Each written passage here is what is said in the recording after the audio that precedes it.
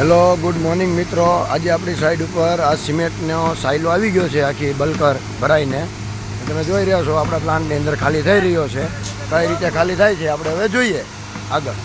જો આ રીતે કમ્પ્રેસર લાગેલું હોય સાઈડ ઉપર, અને કમ્પ્રેસર એર પ્રેશરથી સિમેન્ટને ધકેલી અને અંદર સાયલોમાં ભરી દે.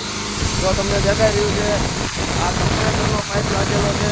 ઓલા કમ્પ્રેસરમાંથી હવા આમાં આવે અને આ કમ્પ્રેસર હવા આમાં જાય આની અંદર. અને આ કમ્પ્રેસરથી ઓલી જે પાઇપ દેખાય છે આમાં સિમેન્ટ છે, સિમેન્ટ જાય છે સીધી સાયલા,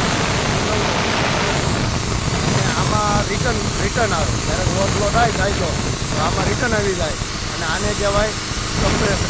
આ કમ્પ્રેસર છે અને આ બ્લોવર છે. આમાં સિમેન્ટને ઉડવા ન દે, ડસ્ટ એટલે પોલ્યુશન ન થાય એના કારણે આ લગાવેલું હોય ફિલ્ટર. આની અંદર ફિલ્ટર લાગેલા હોય.